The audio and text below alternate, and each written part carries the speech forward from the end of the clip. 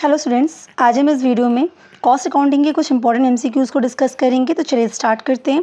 Question है dash इस provides information for income determination. तो इनमें से कौन सी चीज़ है जो इनकम को डिटरमाइन करने के लिए आपको इन्फॉर्मेशन देती है? So answer is what? Financial accounting. Next question है helps in ascertain cost beforehand. इनमें से कौन सी चीज़ है जो कॉस्ट को एसर्टेन करने के लिए, कॉस्ट को कैलकुलेट करने के लिए आपको हेल्प करती है? So answer will be what? Cost accounting. Next question देखते हैं the scope of cost accounting includes dash and dash. So cost accounting के स्कोप में क्या क्या इंक्लूड हो जाता है, मतलब उसका वर्क एरिया क्या क्या होगा, कॉस्ट अकाउंटिंग में हम क्या क्या देखते हैं? सो आंसर क्या हो जाएगा इसका? Option number A, that is cost ascertainment, cost presentation and cost control.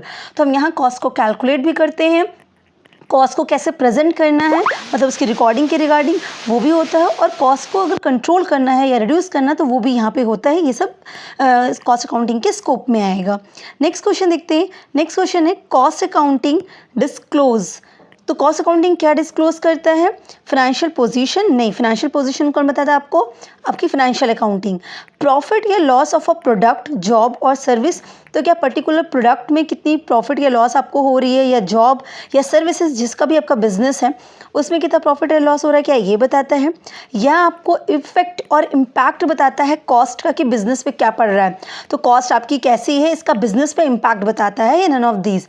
सो दो अगर प्रॉपर देखेंगे कॉस्ट अकाउंटिंग का, तो येस, हमें कॉस्ट अकाउंटिंग से जितना भी हमने मैन्युफैक्चरिंग कर रखी है हमको पता चलता है। अगर हम प्रोडक्ट मैन्युफैक्चरिंग इंडस्ट्री है तो हमको पता चलता है कि हमने जो प्रोडक्ट बनाया है उससे हमें कितना प्रॉफिट हो रहा है, क्योंकि कॉस्ट अकाउंटिंग से आप कॉस्ट कैलकुलेट करते हैं, उसमें प्रॉफिट का परसेंटेज ऐड करते हैं और सेलिंग प्राइस डिसाइड होती है। और कॉस्ट अकाउंटिंग के बेसिस पे हम पर यूनिट का कॉस्ट डिसाइड कर पाते हैं कि एक यूनिट को बनाने में कितना खर्चा लग रहा है, और उसके हिसाब से हम उसकी सेलिंग प्राइस डिसाइड करके मार्केट से प्रॉफिट कमाते हैं। सो आंसर क्या हो जाएगा इसका? Option number B, that is profit and loss of a product, job और सर्विस। नेक्स्ट क्वेश्चन देखते हैं dash is a postmortem of past cost. तो ये जो अकाउंटिंग है इनमें से उसको हम कहते हैं कि जो पहले कॉस्ट हो चुकी है उसका पोस्टमार्टम करना है ना। पोस्टमार्टम आप सभी जानते हैं कि जो चीज़ें हो चुकी होती है उनकी छानबीन करके आप पता करते हो। तो पास्ट में जो कॉस्ट इनकर्ड हो चुकी है उसका पोस्टमार्टम करना क्या कहलाती है? That is called financial accounting. क्योंकि फाइनेंशियल अकाउंटिंग हम ईयर एंड में बनाते हैं, जब सारा ट्रांजेक्शन सब कुछ हो जाता है। एज ऑन 31 मार्च हम बना के ये देखते हैं कि आज के टाइम में बैलेंस शीट बताती है कि क्या फाइनेंशियल पोजीशन है इनकी, आज के टाइम पे इनका क्या कंडीशन है, साथ में साल भर में इन्होंने जो वर्कआउट किया उससे क्या प्रॉफिट एंड लॉस हो रहा है। तो सब खर्चे सब कुछ हो चुके होते हैं। सब कुछ होने के बाद आप ईयर एंड में बता रहे हो कि आपको प्रॉफिट कितने का हुआ, लॉस कितने का हुआ, आपकी एसेट्स कितनी हैं, आपकी लायबिलिटीज़ कितनी हैं। सो बेसिकली ये क्या पास्ट कॉस्ट पर डिपेंड होती है। तो दैट इज़ फाइनेंशियल अकाउंटिंग। हम नेक्स्ट क्वेश्चन देखते हैं। नेक्स्ट क्वेश्चन है dash is aids in price fixation. तो ये प्राइस को फिक्स करने में हेल्प करता है। व्हाट? Financial accounting? नहीं, फाइनेंशियल अकाउंटिंग में तो हम जो चीज़ हो चुकी है उसकी रिकॉर्डिंग कर रहे हैं, उसका पता करते हैं कि साल भर में क्या किया, उतने एक्सपेंस लिख लो, इतनी रिवेन्यू लिख लो, तुमने इतने का सेल किया, इतना खर्चा किया साल भर में, और इतने का प्रॉफिट कमाया है इस पूरे ड्यूरिंग अ ईयर, आपने इतने के एसेट्स जनरेट किए, इतनी लायबिलिटीज़ क्रिएट की है। तो ये कभी प्राइस फिक्स के बारे में बताएगा ही नहीं आपको। सो आंसर क्या हो जाएगा इसका? Cost accounting. क्योंकि कॉस्ट अकाउंटिंग आपको प्राइस फिक्स करने में हेल्प करता है। कैसे हेल्प करता है? कॉस्ट अकाउंटिंग आपको बताता है कि पर्टिकुलर प्रोडक्ट या पर्टिकुलर सर्विस में इतना खर्चा आ रहा है, और अगर आप इस रेट से प्रॉफिट कमाना चाहते हैं तो इतना प्रॉफिट ऐड कर दीजिए, और ये रही इसकी प्राइस जो आप मार्केट में चार्ज करेंगे। So that is cost accounting. Next question देखते हैं dash is the oldest branch of accounting. इनमें से कौन सी सबसे पुरानी ब्रांच है अकाउंटिंग की? सो answer is what? Financial accounting सबसे पुरानी है, और मैनेजमेंट अकाउंटिंग वगैरह आज के लेटेस्ट ब्रांच में से है जो पूरा चीज़ आपका डिसीजन लेने में हेल्प कर रही है, राइट। नेक्स्ट देखते हैं dash includes financial and cost accounting, tax planning accounting, right. तो ये सब जो चीज़ें हैं इसमें ये सब चीज़ें इंक्लूड रहती हैं। कॉस्ट को अकाउंट करना, cost, financial cost accounting, tax planning accounting, सब कुछ इंक्लूड हो जा रहा है। उसको हम क्या कहेंगे? That is called management accounting. क्यों मैनेजमेंट अकाउंटिंग? क्योंकि मैनेजमेंट अकाउंटिंग बेसिकली वो अकाउंटिंग है जो मैनेजमेंट को हेल्प करती है फर्दर डिसीजंस लेने में, है ना।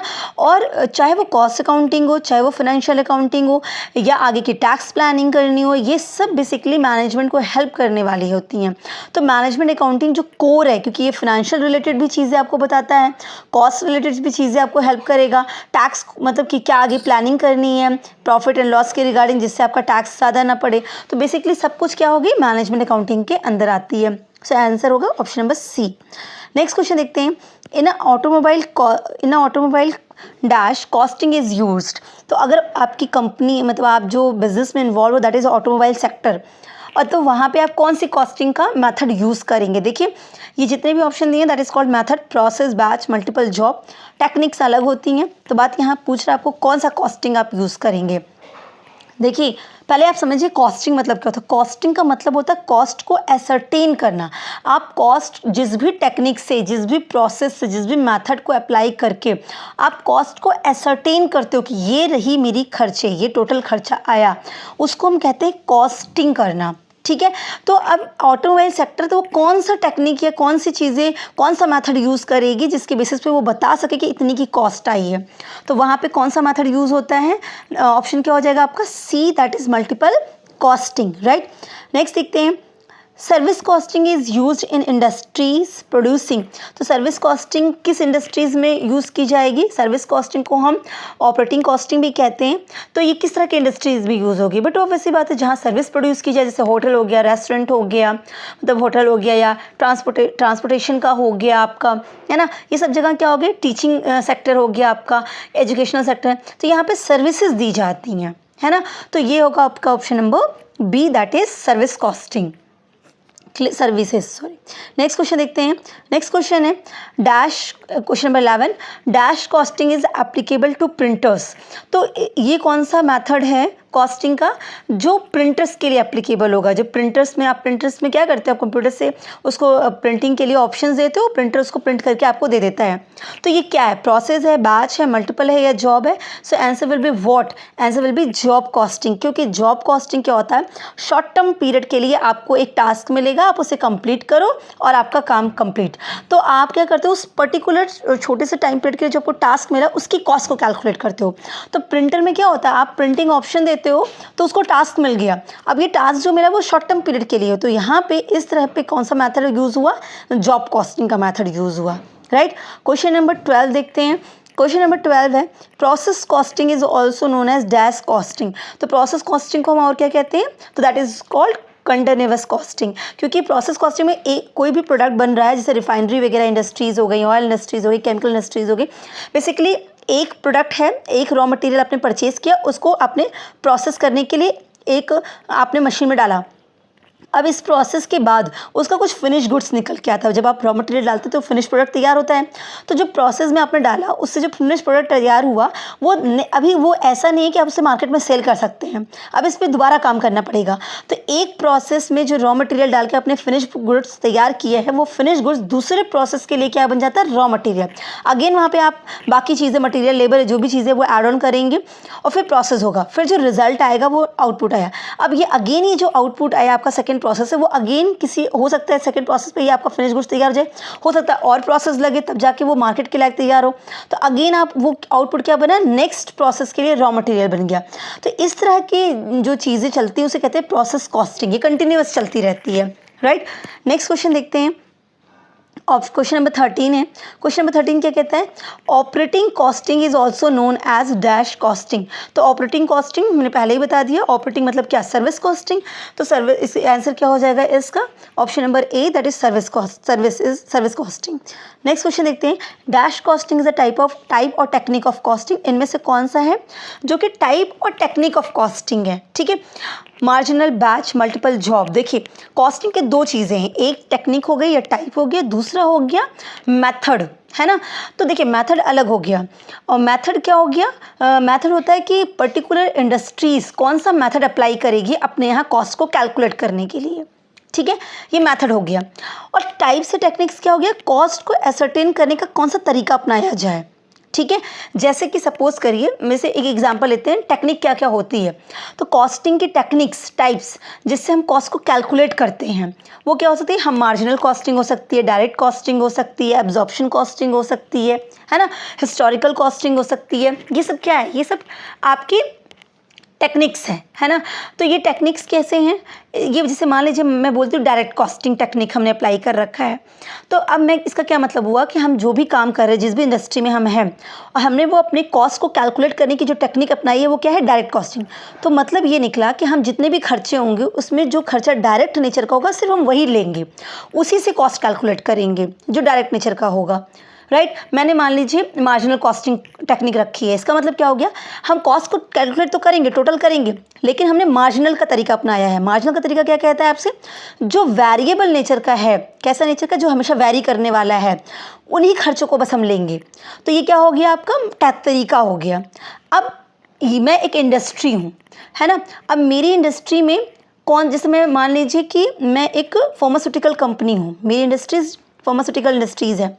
तो अब मेरे यहाँ पे क्या होगा, मेरे यहाँ पे अब हम क्या करेंगे, कॉस्ट को कैलकुलेट करेंगे, एक चीज़ हो गई। दूसरी चीज़ उसकी रिकॉर्डिंग वगैरह करेंगे, कॉस्टिंग का पूरा मेथड अप्लाई करेंगे, है ना। तो अब हमारे यहाँ पे फार्मास्यूटिकल कंपनी है, तो हमने क्या अप्लाई किया, बैच कॉस्टिंग, कि मेरा जितना प्रोडक्ट तैयार होगा वो बैचेज़ में तैयार होगा। तो हम एक बैच को पूरा कॉस्ट रखेंगे कि एक बैच में इतना प्रोडक्ट तैयार हुआ, उस बैच की इतनी कॉस्टिंग आई, टोटल कॉस्ट इतनी आई। तो ये मैंने क्या मेथड यूज़ किया मैंने बैच कॉस्टिंग का। लेकिन अब इस बैच कॉस्टिंग में तरीका, कॉस्ट को कैलकुलेट तो करना पड़ेगा। इस बैच कॉस्टिंग के मेथड में मैंने तरीका अपनाया सिर्फ मार्जिनल का, मतलब मैं बैच कॉस्टिंग करूँगी, बैचेस में कैलकुलेट करूँगी कॉस्ट को, लेकिन जो कॉस्ट कंसीडर करने वाली वो कौन सी वाली, सिर्फ वेरिएबल, सिर्फ जो वेरिएबल नेचर हो गया। तो ये दो चीज़ें हैं, टाइप्स और टेक्निक्स अलग हो गया, मैथड्स अलग हो गया। तो जब हम मैथड्स की बात करते हैं तो मैथड में क्या क्या आता है, जैसे जॉब कॉस्टिंग, बैच कॉस्टिंग, आपका multiple costing, process costing, right, operating costing, ये सब क्या होता है, ये सब बेसिकली आपके कॉन्ट्रैक्ट कॉस्टिंग, ये सब क्या है, ये सब मेथड है ना।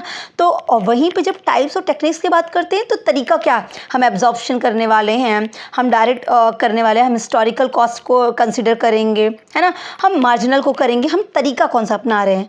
तो यहाँ आंसर क्या हो जाएगा, यहाँ टेक्निक क्या हो गई, अब आपको क्लियर हुआ होगा। सो technique is what, option number A, that is marginal costing. Clear है, आई होप आपको चीज़ें क्लियर हो रही होंगी। नेक्स्ट क्वेश्चन है, कॉस्टिंग इज अ टाइप और टेक्निक ऑफ कॉस्टिंग। यहाँ पे अगेन आप समझ जाएंगे, अगेन क्या है आपका, एब्जॉर्प्शन, बैच, मल्टीपल जॉब, कौन सी टाइप है टेक्निक की, तो टाइप होगी एब्जॉर्प्शन। क्यों एब्जॉर्प्शन होगी, क्योंकि एब्जॉर्प्शन तरीका है, बैच, मल्टीपल जॉब तो ये मेथड है कि हमारी इंडस्ट्री में कौन सा मेथड अप्लाई हो रहा है, वो इंडस्ट्री टू इंडस्ट्री वैरी करेगा। पर एक ही इंडस्ट्री में टेक्निक कई हो सकती हैं। मान लीजिए मैं फार्मास्यूटिकल हूँ, तो फार्मास्यूटिकल की ए जो कंपनी है वो कोई और टेक्निक अडॉप्ट कर सकती है, फार्मास्यूटिकल इंडस्ट्री की जो बी कंपनी है वो कोई और तरीका अपना सकती है, कोई और टेक्निक कॉस्टिंग का, सी कंपनी कोई और कर सकती है। तो एक ही इंडस्ट्री की टेक्निक्स अलग हो सकती हैं, लेकिन मैथड उस पर्टिकुलर इंडस्ट्री के लिए एक ही जाता है। क्लियर है। बेसिकली अगर देखिए मैं आपको टाइप और टेक्निक की बात करूं तो टोटल सिर्फ 6 टेक्निक्स हैं जो आपको याद रखनी है। एक आपका हिस्टोरिकल हो गया, एक स्टैंडर्ड हो गया, एक मार्जिनल हो गया, एक डायरेक्ट हो गया, एक एब्जॉर्प्शन, एक यूनिफॉर्म कॉस्टिंग। ये 6 टेक्निक्स होती हैं, बाकी सब आप समझिए मैथड्स हैं, राइट। हिस्टोरिकल कॉस्टिंग क्या हो जाती है आपकी, ये जो कॉस्ट हो चुकी है, जो पहले खर्चा हो चुका है, उस पे बेसिस पे आप कॉस्ट को इनकर करेंगे, जैसे फाइनेंशियल अकाउंटिंग करती है, वो हो गया। अगर आप ऐसे तरीके से अपनी कॉस्ट टोटल कर रहे हैं तो हिस्टोरिकल कॉस्टिंग।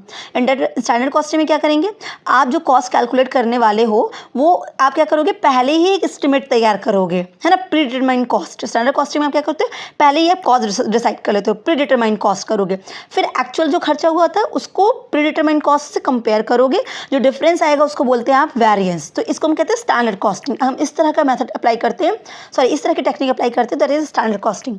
मार्जिनल कॉस्टिंग में क्या होगा, हम कॉस्ट को एसर्टेन कैसे करेंगे, सिर्फ उन कॉस्ट को एसर्टेन करेंगे जिनका क्या होता है, प्रोडक्शन से डायरेक्ट रिलेशन होता है। मतलब समझिएगा, मार्जिनल मतलब क्या, एक एडिशनल यूनिट के लाने से आपके टोटल कॉस्ट में क्या चेंजेस आएंगे। मतलब आप प्रोडक्शन जो कर रहे हो, अगर एक एडिशनल यूनिट का प्रोडक्शन आपने कर दिया तो टोटल कॉस्ट में कितना चेंज आ जाएगा, उसी को कहते हैं मार्जिनल कॉस्टिंग। अब एक एडिशनल प्रोडक्ट के आने से, बढ़ाने से आपके टोटल कॉस्ट में कौन से क्या चेंज आ सकता है भाई, एक एडिशनल यूनिट बनेगी तो उस यूनिट को बनाने के लिए जो रॉ मटेरियल लगेंगे वो आएंगे, उस यूनिट को बनाने के लिए जो लेबर लगेंगे वो आएंगे, है ना। डायरेक्ट नेचर के जो खर्चे होंगे सिर्फ वही तो आ रहे हैं जिसकी वजह से टोटल कॉस्ट बढ़ेगी। जो नेचर फिक्स्ड है, फिक्स खर्चे जो होने ही होने हैं, वो खर्चों की वजह से मार्जिनल कॉस्टिंग में कोई इंपैक्ट आएगा नहीं। एक यूनिट के बढ़ाने से फिक्स खर्चा तो होना ही होना है, उससे क्या चेंज आने वाला है। इसका मतलब मार्जिनल कॉस्टिंग सिर्फ और सिर्फ कैसे खर्चों को लेती है, वेरिएबल खर्चों को लेती है, ओनली वेरिएबल खर्चा। और वेरिएबल क्या होता है, जो प्रोडक्शन के बढ़ने के साथ बढ़ेगा, जो प्रोडक्शन के घटने के साथ कम होगा। आपने ज़्यादा प्रोडक्शन किया तो खर्चा भी ज़्यादा, कम किया तो कम होगा, मतलब वेरिएबल है, वेरी करेगा, टोटल में वेरी करेगा। प्रोडक्शन ज़्यादा तो खर्चा ज़्यादा, प्रोडक्शन कम तो खर्चा कम, राइट। तो मार्जिनल कॉस्टिंग मतलब क्या, सिर्फ वेरिएबल खर्चों को लेती है, क्लियर है। वहीं डायरेक्ट कॉस्टिंग क्या होती है, डायरेक्ट कॉस्टिंग में हम जितने भी डायरेक्ट नेचर के खर्चे हैं ना, ऑपरेशन, प्रोसेस, प्रोडक्ट, इन सब से रिलेटेड, सिर्फ उनको ही कंसीडर करते हैं, उन्हीं कॉस्ट को टोटल करेंगे। इनडायरेक्ट कॉस्ट को हम कंसीडर यहाँ पे नहीं करते हैं। तो डायरेक्ट कॉस्ट बेसिकली एक वेरिएबल कॉस्ट की तरह ही होता है, जैसे डायरेक्ट मटीरियल, डायरेक्ट लेबर, ये सब आ जाता है, राइट। लेकिन होता क्या है, हम डायरेक्ट और मार्जिनल को अलग अलग क्यों कर देते हैं, क्योंकि डायरेक्ट में ना कुछ ऐसे फिक्स्ड नेचर के भी खर्चे होते हैं जो होते तो फिक्स्ड हैं, वेरिएबल नहीं होते, फिक्स्ड होते हैं, लेकिन वो डायरेक्टली रिलेट कर रहे होते हैं, इसलिए हम उनको कंसिडर कर लेते हैं, राइट। तो इसीलिए इसको कहते हैं डायरेक्ट कॉस्टिंग और दूसरे को कहते हैं मार्जिनल कॉस्टिंग। अब आता है एब्जॉर्प्शन कॉस्टिंग, जैसे यहाँ पे क्वेश्चन में दिया है। तो एब्जॉर्प्शन कॉस्टिंग क्या होता है, हम यहाँ पे सारे खर्चों को लेंगे, चाहे वो वेरिएबल हो चाहे वो फिक्स्ड हो, हमें उससे मतलब नहीं है। हम पर्टिकुलर प्रोडक्ट को बनाएं, उसमें जितना भी खर्चा लगा हम सारे खर्चों को टोटल करेंगे, तो उसको कहते हैं एब्जॉर्प्शन कॉस्टिंग, ठीक है। तो ये क्या होता है आपका, बिल्कुल जो मार्जिनल और डायरेक्ट कॉस्टिंग है ना, बिल्कुल उसके अपोजिट है। उसको ना तो फिक्स से मतलब, ना तो वेरिएबल से मतलब, ना डायरेक्ट से ना इनडायरेक्ट से, वो सारे खर्चों को टोटल करने वाला है। तो ये हो गया एब्जॉर्प्शन कॉस्टिंग की टेक्निक, बेसिकली यही सही पड़ती है, जनरली लोग लेते हैं। और यूनिफॉर्म कॉस्टिंग क्या होता है कि जब हम क्या करते हैं, एक ही कॉस्टिंग प्रिंसिपल या प्रैक्टिसेस को कई जगह अप्लाई करते हैं, मतलब हम 2-4 अप्रोचेस को एक साथ मिला के जब हम करते हैं तो वो क्या कहते हैं, यूनिफॉर्म, और वही हम कंटिन्यू रखते हैं, तो that is uniform costing technique. तो ये टोटल 6 हो गए, ठीक है। इसके अलावा सब के सब क्या कहलाते हैं, मेथड कहलाते हैं। नेक्स्ट क्वेश्चन देखते हैं, dash is not the scope of cost accountancy. ध्यान दीजिएगा, स्कोप ऑफ कॉस्ट अकाउंटिंग नहीं बोला, कॉस्टिंग नहीं बोला, कॉस्ट अकाउंटेंसी बोला गया है, ठीक है। तो अब देखिए इसमें आंसर क्या हो जाएगा, नॉट द स्कोप पूछ रहा है, so answer is what, answer is tax planning. क्यों, देखिए कॉस्ट अकाउंटेंसी में क्या आ जाता है, कॉस्ट को कैलकुलेट करना कॉस्टिंग हो गया, that is ascertainment of cost, that is called costing. Cost accounting क्या हो गया, जो कॉस्ट एसर्टेन की उसकी रिकॉर्डिंग करना, है ना, उसको प्रॉपर तरीके से रिकॉर्ड वगैरह आप करेंगे, that is called cost accounting. और उसके बाद कॉस्ट अकाउंटेंसी क्या हो गया, कॉस्ट अकाउंटिंग में सारे प्रिंसिपल्स, टेक्निक्स, जिसके बेसिस पे मेथड, जिसके बेसिस पे आपने कॉस्ट को कैलकुलेट किया वो सब, उसकी पूरी रिकॉर्डिंग, वो सब कुछ इन्वॉल्व हो जाता है। तो कॉस्ट अकाउंटिंग मतलब क्या हो गया, एक तरीके से वाइडर टर्म हो गया जहाँ पे सब कुछ आ जाता है आपका, राइट। तो कॉस्ट अकाउंटिंग में एसर्टेनमेंट, कॉस्ट अकाउंटिंग, कॉस्ट कंट्रोल, ये सब तो आता है, पर tax planning is not the work of cost accountancy, clear है। तो ये आपका आगे क्वेश्चन नंबर 16 का आंसर इज वो टैक्स प्लानिंग। क्वेश्चन नंबर 17 देखते हैं। 17 क्या है, cost accounting have been developed because of, cost accounting किसकी वजह से डेवलप हुआ, developed because of dash financial accounting. तो अब नॉर्मल सी बात है, फाइनेंशियल अकाउंटिंग में कुछ कमियां थी जिसकी वजह से हमने कॉस्ट अकाउंटिंग को डेवलप किया, सो answer will B option number A, that is limitation. Next question देखते हैं। नेक्स्ट क्वेश्चन क्या है, cost accounting is the science, art and dash of a cost accountant.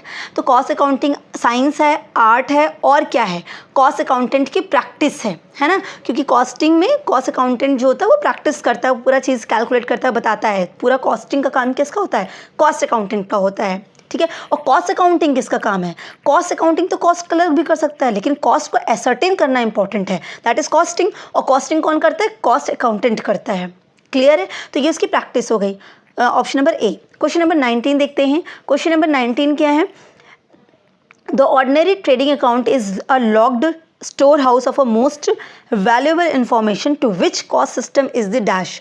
हम अगर ये कहते हैं कि जो ऑर्डिनरी नॉर्मली जो ट्रेडिंग अकाउंट आप क्रिएट करते हो, अगर वो एक स्टोर हाउस की तरह है, एक लॉक्ड स्टोर हाउस की तरह है जिसके पास सारी वैल्यूएबल इंफॉर्मेशन है, तो फिर हम कॉस्ट सिस्टम को क्या कहेंगे? तो हम कॉस्ट सिस्टम को उसकी की कहेंगे, क्योंकि कॉस्ट सिस्टम वो की है जो आपकी पूरी इंफॉर्मेशन जितनी भी आपने रखी है आपको ट्रेडिंग अकाउंट में, वो बता देगी कि हाँ भाई वाकई में आपका इतने का प्रॉफिट हुआ है, इतने का लॉस हुआ है, एक रियल चीज़ आपको फिगर दे देती है। तो दैट इज की, राइट। नेक्स्ट क्वेश्चन देखते हैं। Question number 20, cost accounts deal partially with the facts and figures and partially with the what. तो कॉस्ट अकाउंटेंट्स में हम जहाँ पे फैक्ट्स एंड फिगर्स को भी डिस्कस करते हैं, वहीं हम उसमें एस्टिमेशंस को भी डिस्कस करते हैं, मतलब वहाँ पे कॉस्ट को एस्टिमेट किया जाता है। तो आंसर होगा with estimates, right, option number A. Next question देखते हैं। Cost accountings provide data for managerial what. तो मैनेजरियल के लिए क्या देता है, ये सबको पता होगा। Answer number A, that is decision making, को मैनेजमेंट को डिसीजन मेकिंग के लिए हेल्प करता है। Next question, question number 22, cost accounting is based on what. कैसा फिगर पे? हिस्टोरिकल नहीं, हिस्टोरिकल तो फाइनेंशियल अकाउंटिंग बेस्ड है, एक्चुअल नहीं, एक्चुअल फिगर पे नहीं। हो जाने के बाद या हो रही होती है हम उसको रिकॉर्ड नहीं करते। देखिए स्टैंडर्ड कॉस्टिंग क्या करती है, पहले से कॉस्ट को डिसाइड करती है। आज जब कोटेशन या टेंडर को बनाते हो तो क्या करते हो, पहले से एस्टिमेट करके भेजते हो, तो that is estimated figures, right. Answer A हो जाएगा आपका। नेक्स्ट क्वेश्चन देखते हैं। Cost accounting provides detailed information about dash of various product, process, service and operation. तो cost accounting detail information provide करती है regarding what, product, process, service की, क्या, कॉस्ट की, इन सब की कॉस्ट के रियल फिगर बताती है। Next question, question number 24, cost accounting records both monetary and dash units. तो कॉस्ट अकाउंटिंग में हम जहाँ मॉनेटरी टर्म्स में बात करते हैं कि पर्टिकुलर यूनिट्स को बनाने में इतना खर्चा आया, वहीं हम ये भी बताते हैं कि टोटल इतनी यूनिट्स इतने खर्चे में बनके तैयार हुई। सो answer is what, A, that is physical units. Question number 25 देखते हैं। क्वेश्चन 25 क्या है आपका, the method of costing used in a refinery is dash costing. देखिए रिफाइनरी में कौन सा मेथड यूज होगा, रिफाइंड प्रोसेस है ये। So option number A, that is process costing. Question number 26 देखते हैं। Dash costing is used in transport undertaking. तो ट्रांसपोर्ट्स अंडरटेकिंग्स जो कंपनीज होती हैं उनमें कौन सा कॉस्टिंग का मेथड यूज होगा, आपको आंसर पता होगा क्योंकि ट्रांसपोर्ट बेसिकली सर्विस पे काम करती हैं। So answer is what, service, option number B, है ना, जिसे हम कहते हैं ऑपरेटिंग कॉस्टिंग। ठीक है, ये भी एक मेथड होता है। क्वेश्चन नंबर 27 देखते हैं। Total variable cost dash in a total proportion to output. जो वेरिएबल कॉस्ट होता है वो टोटल प्रोपोर्शन के आउटपुट, मतलब आउटपुट के प्रोपोर्शन में क्या होता है, इंक्रीज, डिक्रीज, बोथ, ये जो कुछ भी ऑप्शन है उसके हिसाब से क्या होगा। देखिए वेरिएबल कॉस्ट क्या होता है, वेरिएबल कॉस्ट जो वैरी करने वाला है, क्या करने वाला है, वैरी करेगा। वैरी किसके बेसिस पे, वैरी मतलब किससे वैरी करेगा, जैसा प्रोडक्ट, जितना आउटपुट आप तैयार करने वाले हो बिल्कुल उसके हिसाब से काम करेगा। तो ये जो फिक्स्ड वेरिएबल या सेमी वेरिएबल को हम बांटते हैं खर्चों को ना, वो भी हम किसके बेसिस पे बांटते हैं, वो भी हम बिहेवियर के बेसिस पे, कॉस्ट के बिहेवियर को देखते हुए जब हम खर्चों को डिवाइड करते हैं तो हम कहते हैं कि ये फिक्स कॉस्ट होगा, या तो ये वेरिएबल होगा, या तो सेमी वेरिएबल होगा। वेरिएबल कॉस्टिंग क्या हो गई, वेरिएबल कॉस्टिंग में वेरिएबल कॉस्ट कौन से होते हैं, जो प्रोडक्शन के या आउटपुट के हिसाब से काम करते हैं। मतलब प्रोडक्शन ज़्यादा तो वेरिएबल कॉस्ट भी ज़्यादा, प्रोडक्शन कम तो वेरिएबल कॉस्ट भी क्या हो जाएगी, कम हो जाएगी। मतलब आउटपुट ज़्यादा तो कॉस्ट भी ज़्यादा लगेगी, आउटपुट कम होगी तो कॉस्ट भी ज़्यादा कम लगेगी। क्यों, क्योंकि वेरिएबल कॉस्ट मतलब जो खर्चा वेरी करेगा। अगर मैं एक टेबल बना रही हूँ तो टेबल बनाने में वुड जितना लगेगा, है ना, वो अगर 10 बनाऊंगी तो 10 वुड की ज़रूरत पड़ेगी, 5 बनाऊंगी तो 5 वुड की ज़रूरत पड़ेगी। तो ये वुड क्या होगी, ये डायरेक्ट नेचर का चीज़ होगी, जो सीधा दिख रहा है कि ये टेबल इसी वुड से बनी हुई है। तो ये क्या कहलाएगा आपका, ये वेरिएबल कहेगा। ज़्यादा प्रोडक्शन करोगे तो ज़्यादा खर्चा लगेगा, कम करोगे तो कम लगेगा। तो दैट इज़ वेरिएबल कॉस्ट। तो यहाँ पे क्या होगा, तो total variable cost increase in total proportion to output. मतलब जैसे जैसे आपका आउटपुट या आउटपुट बढ़ेगा प्रोपोर्शन का, वैसे वैसे ही क्या हो जाएगा, आपका टोटल वेरिएबल कॉस्ट भी आपकी इंक्रीज करेगी। क्लियर है। अच्छा यह ध्यान रखिएगा, टोटल में बात कर रहे हैं, टोटल वेरिएबल कॉस्ट। लेकिन अगर एक यूनिट की बात करूँ तो वो तो कांस्टेंट रहेगी ना। 100 को बनाने के लिए मुझे, अगर मैं बात करूँ अगर 1000 को बनाने के लिए मुझे 100 का खर्चा पड़ रहा है ना, डायरेक्ट नेचर के खर्चे। तो इसका मतलब क्या हो गया आपका कि एक प्रोडक्ट बनाने पे आपको 10 रुपये लग रहा है ना। अब अगर मैंने 1000 से एक और प्रोडक्ट बनाया, 1000 एक प्रोडक्ट बना दिया, तो मेरा खर्चा भी क्या हो जाएगा, 100 से 10 110 रुपये हो जाएगा। कैसे हुआ, क्योंकि एक प्रोडक्ट पे तो 10 ही रुपये लग रहे हैं ना। इसका मतलब क्या हुआ, वेरिएबल कॉस्ट क्या होती है, पर यूनिट हमेशा कांस्टेंट होती है। लेकिन अगर टोटल की बात करिए तो 1000 बनाया था तो 100 लगा, और जैसे ही आपने 1001 प्रोडक्ट बनाया तो आपका खर्चा भी उसी प्रोपोर्शन में बढ़ गया, आपका 110 रुपये लगा, टोटल कॉस्ट बढ़ गई, प्रोडक्शन बढ़ा तो टोटल कॉस्ट भी बढ़ गई। लेकिन अगर एक यूनिट की बात करो तो एक यूनिट बनाने में 10 रुपये लगते थे, वो 10 रुपये हमेशा लग रहे हैं। तो टोटल वेरिएबल कॉस्ट हमेशा क्या होता है, बढ़ता है। जैसे बढ़ेगा, प्रोडक्शन बढ़ेगा तो वो भी बढ़ेगा, प्रोडक्शन घटेगा तो वो भी घटेगा। लेकिन अगर पर यूनिट की बात करो तो वो हमेशा कांस्टेंट रहता है, राइट। सो आंसर नंबर 28 का भी क्वेश्चन अगर आप देखेंगे तो उसका आंसर क्या हो जाएगा, वेरिएबल कॉस्ट पर यूनिट क्या होगा, रिमेन कांस्टेंट। और क्यों कांस्टेंट होगा ये भी हमने डिस्कस कर लिया। नेक्स्ट क्वेश्चन देखते हैं, sunk cost are dash for decision making. Sunk cost क्या होती है, वो डिसीजन मेकिंग में कैसे होगी, irrelevant, relevant, useful, none of this. So बिल्कुल इररिलेवेंट होगी। क्यों, क्योंकि संक कॉस्ट कहते किसे हैं, संक कॉस्ट मतलब जो कॉस्ट ऑलरेडी इनकर्ड हो चुकी है। अब जो खर्चा हो चुका है उसमें तो ना आप कम कर सकते हो ना ज़्यादा कर सकते हो, उस खर्चे को आप चेंज कर ही नहीं सकते हो। तो डिसीजन उसके बेस पे क्या लोगे आप, जो हो चुका है उसके बेसिस पे डिसीजन लेने का कोई मतलब नहीं है। तो किसी चीज़ के डिसीजन लेने के लिए वो खर्चा कैसा है, इररिलेवेंट है ना, उसको आप चेंज ही नहीं कर सकते हैं। तो ऑप्शन नंबर ए आपका आंसर हो जाएगा। नेक्स्ट क्वेश्चन देखते हैं, question number 30, costing and cost accounting are one and same, not related to all, not the same. अब आपको पता चल चुका होगा क्योंकि मैंने आपको बताया कॉस्टिंग, कॉस्ट अकाउंटिंग और कॉस्ट अकाउंटेंसी तीनों टर्म्स मैंने अभी डिफाइन किए। सो answer is not the same. क्यों, क्योंकि कॉस्टिंग में क्या होता है, कॉस्टिंग में हम सिर्फ कॉस्ट को एसरटेन करते हैं, कॉस्ट अकाउंटिंग में जो हमने कॉस्ट को एसरटेन किया ना उसकी रिकॉर्डिंग वगैरह करते हैं, उसकी प्रेजेंटेशन करते हैं, है ना। और जबकि कॉस्ट अकाउंटेंसी में ये सारी चीज़ें इंक्लूड हो जाती हैं। तो क्लियर है, तो ये आंसर आपका हो जाएगा नॉट द सेम। अच्छा, एक चीज़ और आपको बता दूँ यहीं पे, अगर बात कही जाए, मान लीजिए आपके ऑप्शन में हो कि फाइनेंशियल कॉस्टिंग जो है आपकी, मतलब कहाँ से शुरू होती है, कॉस्टिंग कहाँ से स्टार्ट होती है। तो जब फाइनेंशियल अकाउंटिंग एंड होती है ना तो कॉस्टिंग शुरू होती है। लेकिन कॉस्ट अकाउंटिंग कहाँ शुरू होगी, कॉस्ट अकाउंटिंग शुरू होती है जब कॉस्टिंग एंड होती है।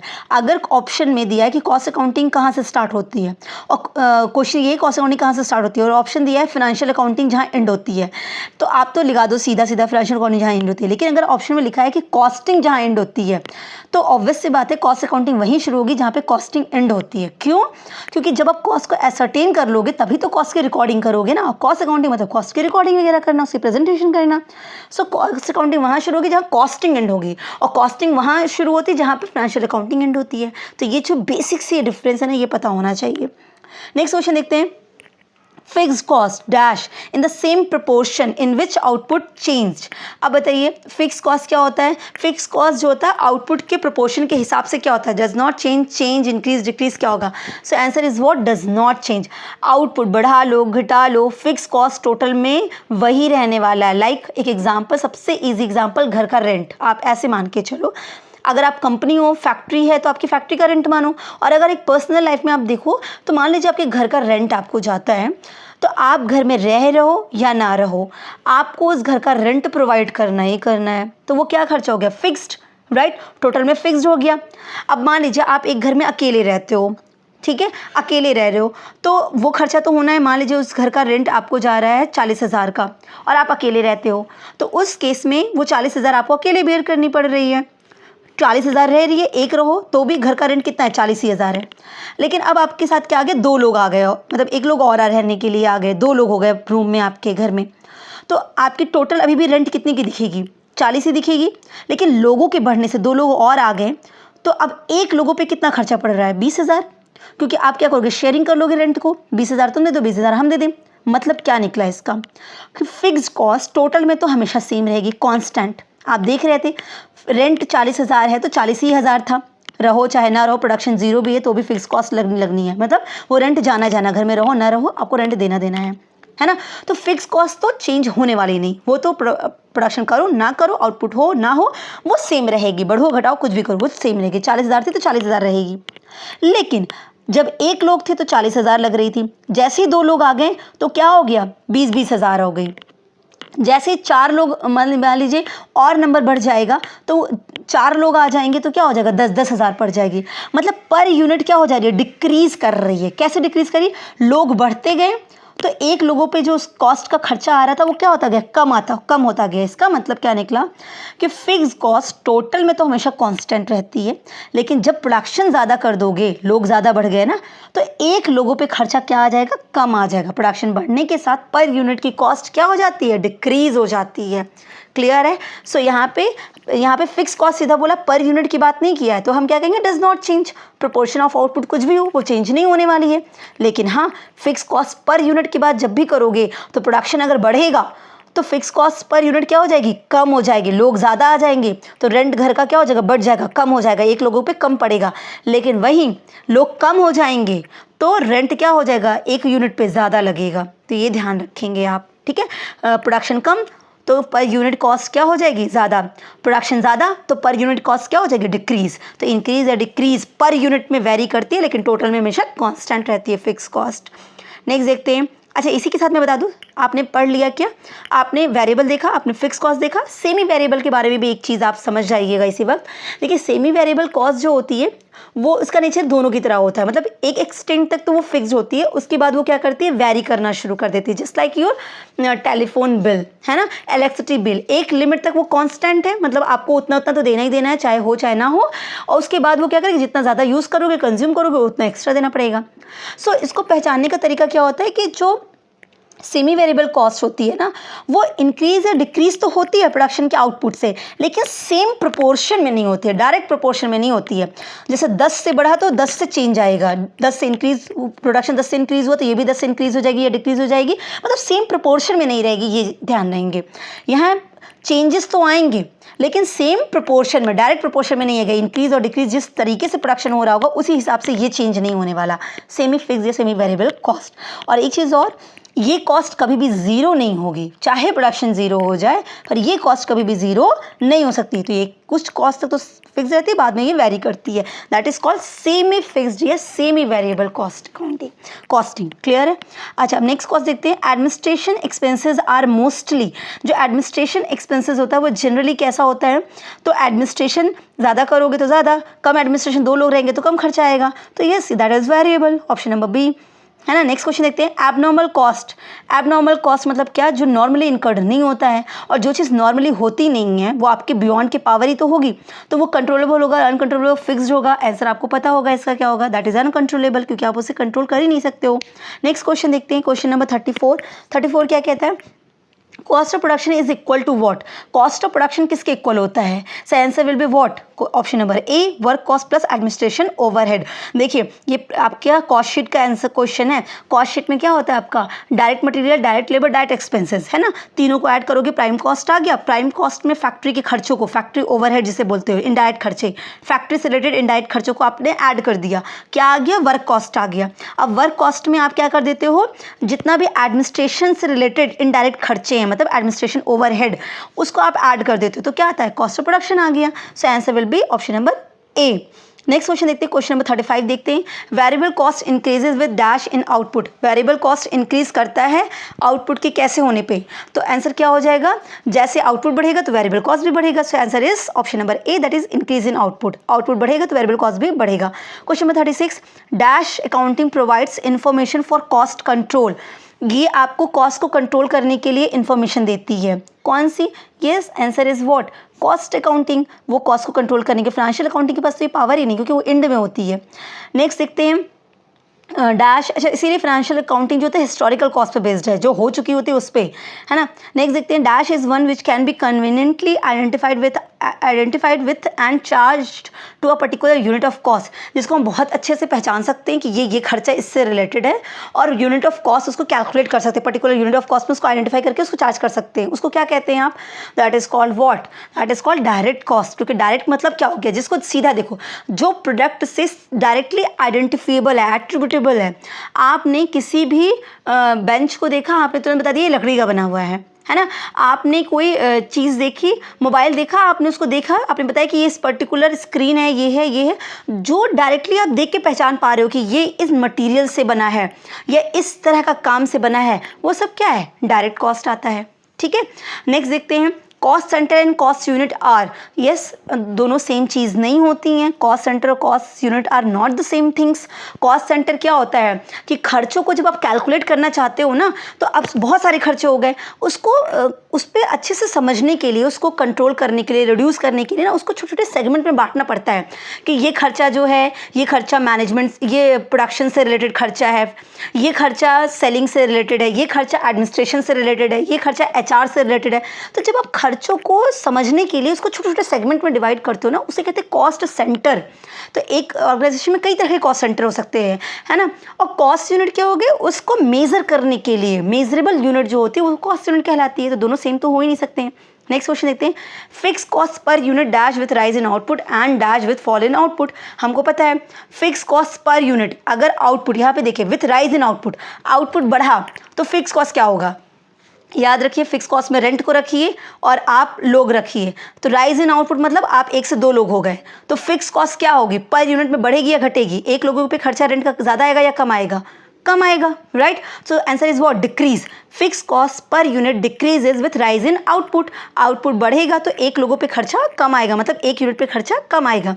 And with fall in output तो क्या हो जाएगा, अब 2 लोग की जगह 1 ही लोग बचे, तो रेंट तो वही रहा टोटल में 40,000 पहले था अभी भी है, लेकिन अब 1 ही लोग को बेयर करना पड़ेगा। तो दैट इज आउटपुट कम होने से वो कॉस्ट पर यूनिट बढ़ रहा है या घट रहा है, बढ़ रहा है ना। एक लोग भी खर्चे का कॉस्ट ज़्यादा पड़ रही है। So answer is option number A, decreases and increases. Clear है। नेक्स्ट क्वेश्चन देखते हैं, period cost charge to dash. Period cost क्या होता है, चार्ज करेंगे किस पे, कॉस्ट ऑफ प्रोडक्शन पे, प्रोडक्ट पे, पीरियड पे, नन ऑफ दीज पे। So yes answer will be what, option number C, that is period. देखिए पीरियड कॉस्ट और प्रोडक्ट कॉस्ट 2 चीज़ें होती हैं, है ना। अब जो प्रोडक्ट कॉस्ट होता है वो बहुत सिंपली हम सब समझ सकते हैं कि प्रोडक्ट कॉस्ट क्या होता है, प्रोडक्ट को एट्रीब्यूट करता है, पर्टिकुलर प्रोडक्ट से रिलेटेड जितने भी खर्चे हैं उसको हम प्रोडक्ट कॉस्ट की कैटेगरी में रखते हैं। लेकिन पीरियड कॉस्ट जो होता है वो स्पेसिफिक टाइम पीरियड से रिलेटेड होता है, जितनी भी एक्टिविटी है ना वो आपने पर्टिकुलर स्पेसिफिक टाइम पीरियड में की हैं, वो सब क्या कहलाती हैं, पीरियड कॉस्ट कहलाती हैं। तो ये जो है टाइम रिलेटेड ज़्यादा होता है रैदर देन दी प्रोडक्ट या सर्विस से रिलेटेड, ठीक है। यहाँ पे हम ज़्यादातर टाइम पीरियड को ध्यान में रखते हैं, ठीक है। तो ये चीज़ ज़्यादा इंपॉर्टेंट है आपको प्रोडक्ट और पीरियड कॉस्ट के लिए। आप इसको ऐसे भी समझ सकते हैं कि देखिए जो पीरियड कॉस्ट होती है ना वो प्रोडक्शन से रिलेटेड नहीं होती, ठीक है। अगर कोई भी प्रोडक्शन नहीं हुआ तो भी पीरियड कॉस्ट हो सकती है। क्यों हो सकती है, क्योंकि ये टाइम से रिलेटेड खर्चे हैं, है ना। है आपका हो रहा है काम तो चलेगा, जैसे इसीलिए इसको ना एक तरीके से फिक्स नेचर के खर्चों में इसको इन्वॉल्व कर देते हैं। और इसकी अकाउंटिंग से ऐसा समझ सकते हैं आप कि पीरियड कॉस्ट से रिलेटेड मतलब जो भी खर्चे आप क्या कर सकते हो, ट्रेडिंग एंड P&L में डालते हो ना, वो सबके सब पीरियड कॉस्ट कहलाते हैं। क्यों, क्योंकि आप देखिए आप जब P&L अकाउंट बनाते हो तो आप क्या करते हो, प्रॉफिट एंड लॉस अकाउंट बनाते हो तो आप क्या करते हो, पर्टिकुलर 1 साल के अंदर जो खर्चे हुए हैं, पर्टिकुलर इस टाइम पीरियड के जो खर्चे उनको आप डालते हो। तो ये क्या है, ये पीरियड कॉस्ट है। तो ये सोल्ड गुड के लिए जो भी चीज़ें आप कर रहे हो, P&L में जो भी चार्ज कर रहे हो, जो भी खर्चे, वो सब पीरियड कॉस्ट कहलाते हैं। इस हिसाब से इसको समझिएगा। और प्रोडक्ट कॉस्ट जितने भी अनसोल्ड स्टॉक है ना, जिनको आप अपनी बैलेंस शीट में क्लोजिंग स्टॉक को कैलकुलेट करने के लिए रख रहे हो ना, वो सब प्रोडक्ट कॉस्ट में डाल दीजिए, वो प्रोडक्ट कॉस्ट कहलाते हैं। इस हिसाब से आप इसको आइडेंटिफाई कर सकते हैं। नेक्स्ट देखते हैं, standard cost is what, standard cost is pre determined cost. हम पहले जो स्टैंडर्ड सेट किया ना प्री डिटरमाइंड कॉस्ट, फिर उसको एक्चुअल कॉस्ट से कंपेयर करेंगे, जो डिफरेंस आएगा उसको हम वेरिएंस एनालिसिस, वेरिएंस कहते हैं वो खर्चा क्यों आया, अब इसको हम आइडेंटिफाई करते हैं कि उस वेरिएंस को जब बहुत अच्छे से एनालिसिस करते हैं उसी को कहते हैं variance analysis, right. Next question देखते हैं, dash are cost which have been applied against revenue particular accounting period. वो खर्चे जो हम रिवेन्यू के अगेंस्ट पर्टिकुलर अकाउंटिंग पीरियड में टाइम बेस में हम उसको चार्ज करते हैं, हम वो क्या करते हैं, एक्सपेंसेस को चार्ज करते हैं, right. So answer is what, expenses. Next question देखते हैं, dash is the smallest segment of activity और एरिया और responsibility for which cost are accumulated. एक स्मॉलेस्ट सेगमेंट ऑफ एक्टिविटी है या एरिया या रिस्पॉन्सिबिलिटी कह लो जिसके बेसिस पे हम कॉस्ट को एक्यूमुलेट कर पा रहे हैं, कैलकुलेट कर पा रहे हैं, वो क्या होगा, that is called cost centre, है ना। कॉस्ट सेंटर की बेसिस पे तो हम पर्टिकुलर जैसे ये सेलिंग का खर्चा हो गया, प्रोडक्शन का खर्चा हो गया, ये फैक्ट्री का खर्चा हो गया, ये हम सेंटर बना रखे हैं। नेक्स्ट क्वेश्चन देखते हैं, प्राइमरी 44 क्वेश्चन है, the primary emphasis of dash cost is on the planning function of management। तो प्राइमरी emphasis किस चीज़ का होता है प्लानिंग फंक्शन ऑफ मैनेजमेंट में, that is budgeted cost is on the planning function. आप मैनेजमेंट में जब भी आप प्लानिंग कर रहे होते हो ना तो बेसिकली फोकस किस चीज़ पे होता है, स्टैंडर्ड पे नहीं कि ऐसा होना चाहिए, स्टैंडर्ड कहता है ना ये कॉस्ट होनी चाहिए, पीरियड कहता है कि पर्टिकुलर में इतना खर्चा हुआ, ये चीज़ें हुई इस टाइम पीरियड से रिलेटेड। और बजटेड प्लानिंग कर रहे हो तो फ्यूचर फोरकास्ट करने की बात करते हो, दैट इज बजटेड। तो आंसर होगा ऑप्शन नंबर ए। नेक्स्ट क्वेश्चन देखते हैं, कॉस्ट इज इरिकवरेबल कॉस्ट। आपको पता है ऐसा खर्चा जिसको हम रिकवर कर ही नहीं सकते, that is sunk cost. Marginal cost एक एडिशनल यूनिट को बनाने से टोटल में जो खर्चा आ रहा है that is basically variable cost. Out of pocket cost क्या होती है? आउट ऑफ पॉकेट मतलब जो रियली में जिसकी वजह से कैश आपके पास से जा रही हो, कैश का आउटले हो रहा है, मतलब आउटफ्लो हो रहा है, कैश जा रही हो, उसको हम आउट ऑफ पॉकेट कॉस्ट कहते हैं। क्लियर है? तो जैसे depreciation out of pocket cost नहीं है क्योंकि रियल में कोई पैसा जा ही नहीं रहा है। तो आउट ऑफ पॉकेट कॉस्ट मतलब जिसकी वजह से रेंट वगैरह, सैलरी हो गई, ये सब वाकई में खर्चे जाते हैं, उसको आउट ऑफ पॉकेट कॉस्ट कहते हैं। Next question, that is the value of benefit where no actual cost is incurred. तो ये वो है जिसमें एक्चुअली कोई कॉस्ट इनकर्ड हुई ही नहीं है, ठीक है, फिर भी हम उसको कॉस्ट मानते हैं। That is called imputed cost. Imputed को ही हम क्या कहते हैं? नोशनल कॉस्ट कहते हैं, जो रियल में खर्चा है ही नहीं है लेकिन हम फिर भी उसको खर्चा मान लेते हैं, है ना, तो उसको कहते हैं हम इम्प्यूटेड कॉस्ट कहते हैं। नोशनल खर्चा है ना, रियल में है ही नहीं है, डेप्रिसिएशन वगैरह कोई रियल में खर्चा है नहीं, फिर भी हम उसको खर्चा मानते हैं ना। नेक्स्ट क्वेश्चन देखते हैं 47, dash is the cost which involve payments to outsider, जिसमें हम आउटसाइडर्स को पेमेंट करते हैं, मतलब एक्चुअली कैश का आउटफ्लो हो रहा है। आपको पता है इसका answer, that is called out of pocket cost. Next question देखते हैं, dash is the maximum possible alternative earning that might have been earned if the productive capacity is put to some alternative use. तो ये maximum possible alternative earning, अगर हमने मतलब किसी और options को चूज़ किया और अब इस प्रोडक्टिव कैपेसिटी के साथ हमने कोई अल्टरनेटिव ऑप्शन लिया और उससे जो मैक्सिमम आप नेक्स्ट लेवल की आउटपुट पा सकते हो, जैसे अगर मैंने ये ऑप्ट किया तो इससे मुझे ये मिलेगा, अगर मैं ये ऑप्ट नहीं करती तो मुझे ये मिलता, मैक्सिमम इससे दूसरा ऑप्शन ये मुझे अल्टरनेटिव मिलता, उसको हम क्या कहते हैं? That is called opportunity. Option number ए 48 का। नेक्स्ट क्वेश्चन देखते हैं, an item of cost that is direct for one business may be for another business. एक चीज़ जो एक बिजनेस के लिए डायरेक्ट कॉस्ट हो सकती है वो दूसरे बिजनेस के लिए क्या हो सकती है? इनडायरेक्ट कॉस्ट हो सकती है। फॉर एग्जांपल ऐसे समझिएगा, जैसे अगर आप एक फर्नीचर की कंपनी है तो आपके लिए फर्नीचर के लिए वुड जो है, लकड़ियाँ, ये क्या हो गई? ये डायरेक्ट हो गई क्योंकि उसी से फर्नीचर तैयार होने वाला है। लेकिन अगर आप एक रियल एस्टेट के बिजनेस में हैं और आप बिल्डर हैं तो आपके लिए जो लकड़ियां हैं ना वो इनडायरेक्ट हो गया। क्यों? आपको लकड़ियां चाहिए क्योंकि बिल्डिंग बनाने के लिए आपको वो लकड़ियां लगानी पड़ती है जिस पे लोग चढ़ के अपना सब कुछ काम कर रहे होते हैं, है ना, वो ढांचा, वो स्ट्रक्चर देने के लिए, फ्रेम करने के लिए आपको लकड़ियों का इस्तेमाल होता है, उसको पिलर के साथ अटैच कर देते हो, लेकिन वो एक्चुअली नहीं है, मतलब तो वो इनडायरेक्टली है लेकिन वो खरीदनी तो पड़ रही ना। तो जहाँ पे फर्नीचर इंडस्ट्री के लिए वुड डायरेक्ट कॉस्ट हो गई, वहीं बिल्डर्स के लिए वो क्या हो गई? इनडायरेक्ट कॉस्ट हो गई। तो वही चीज़ आपका यहाँ पे हो गया। लास्ट क्वेश्चन यहाँ का लेते हैं, the total of all expenses is known as dash cost. तो डायरेक्ट एक्सपेंस से रिलेटेड सारे खर्चों को आप क्या कहने वाले हो? आप प्राइम कॉस्ट हो गए। क्लियर है? Direct material, direct labour, direct expenses, उसके बाद सारे के सारे इनडायरेक्ट होते हैं। सो आई होप आपको क्लियर हुआ होगा। Wish you all the best. Thank you so much.